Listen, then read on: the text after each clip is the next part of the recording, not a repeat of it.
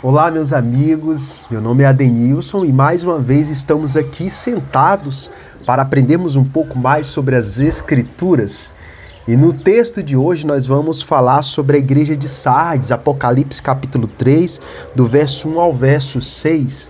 A igreja de Sardes é uma igreja que está situada nesta cidade, uma cidade no alto, numa colina no alto, e por algumas vezes essa cidade ela foi sitiada, ela foi cercada, e os moradores daquela cidade se viu em uma situação muito complicada, porque com o passar do tempo eles não tinham para onde ir, a cidade ficou um caos, a cidade ficou de fato uma calamidade pública. E por isso alguns detalhes que o Senhor coloca nessa carta nos fazem entender ao real sentido, as motivações do alerta que o Senhor dá a essa igreja. Ele escreve dizendo a essa igreja que conhece as obras dela como todas as outras, né? Mas essa igreja, ela tem o nome de que vive, mas é uma igreja que está morta.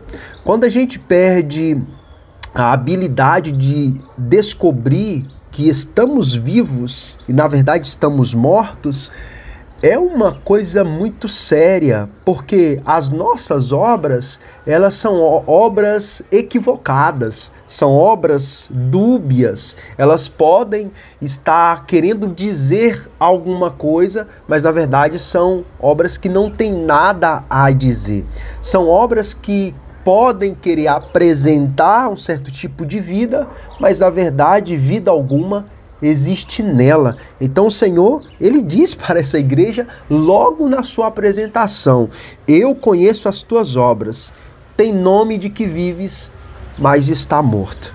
E o versículo 2, ele começa dizendo: ser vigilante. Lembra que eu disse que essa cidade ela foi sitiada algumas vezes, cercada algumas vezes pelos seus inimigos? Não que os problemas, os inimigos não venham nos cercar as adversidades, mas no alto onde nós estamos, nós somos chamados a estarmos sempre em uma posição de vigia, de alerta. O que essa cidade não considerou, ter uma vida de vigilância, e ela pagou muito caro por isso. Pelo menos por 2 vezes nós temos conhecimento na história que a cidade de Sardes ela pagou muito caro, seus moradores padeceram por falta da vigilância. Ser vigilante confirma os restantes que estavam para morrer, porque não achei as tuas obras perfeitas diante de Deus.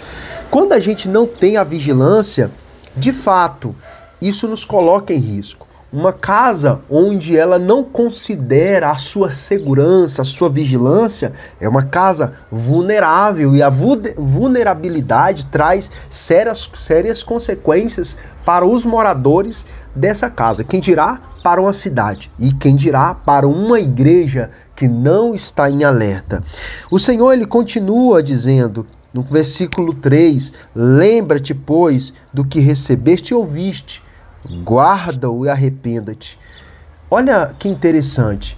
Uma coisa é nós recebermos do Senhor, ouvirmos do Senhor, mas não guardarmos. O Senhor, por 400 anos, a palavra do Senhor, de Malaquias a Mateus, a Bíblia tem um distanciamento profético de 400 anos. E durante esse período não se ouvia uma palavra do Senhor. Repare que eu disse a palavra não se ouviam. Não era que não existia a movimentação do Senhor falando. De certa forma, profeticamente, de uma maneira global, não havia profecia, não havia profetas que foram levantados de maneira global, de maneira expoente. Mas a gente observa que, pelo menos no Evangelho de Lucas, a gente tem 2 pessoas, Simeão e a profetisa Ana, que aguardavam no templo o cumprimento da promessa messiânica. E o Simeão, quando pega Jesus no colo, ele fala: agora meus olhos podem descansar em paz, porque eu vi a salvação de Israel, eu vi o Senhor, o meu Salvador. Ou seja, tanto a profetisa Ana quanto o Simeão ouviam a palavra do Senhor. Então, volto a repetir, quando Jesus sempre termina essas cartas dizendo quem tem ouvidos ouça, porque o Senhor anda falando.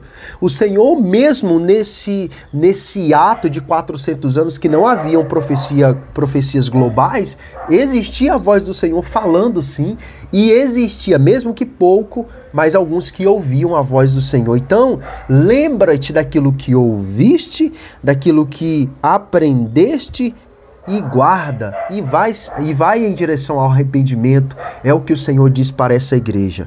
Ele diz também, mas eu também tenho algumas pessoas em Sardes que não contaminaram as suas vestes, e andarão comigo com vestes brancas, porque são dignas disso. No versículo 4 do capítulo 3, o Senhor diz que tem uma minoria assim em Sardes, porque Sardes, quando ela foi sitiada, a cidade entrou, como eu disse, um caos público, um caos nas coisas básicas, em saneamento básico daquela cidade.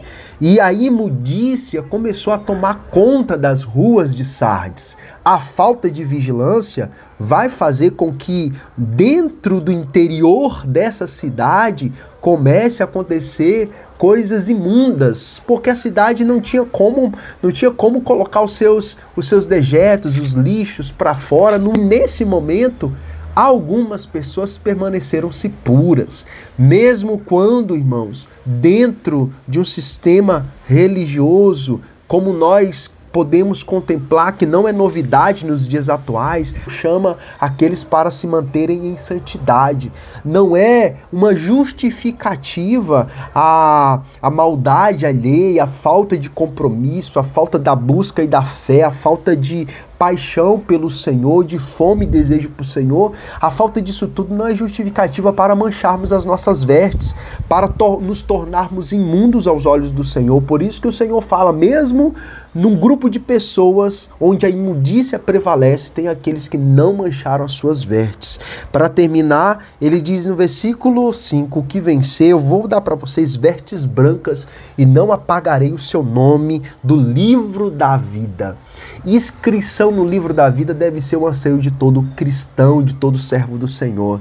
Não querer seguir aos padrões imundos do mundo, mas se purificar, se manter abstêmico, se manter puro daquilo que é sujo, daquilo que não agrada ao Senhor. Vai aparecer oportunidades inúmeras por falta da vigilância para nos tornarmos cristãos medianos, cristãos sem vigilância, cristãos com a retaguarda completamente comprometida, mas que o Senhor nos dê fé, nos dê paixão para mantermos as nossas vestes limpas e puras. Quem tem ouvidos, ouça o que o Espírito diz às igrejas. Mais uma vez, que o Senhor nos faça ouvir a voz dele.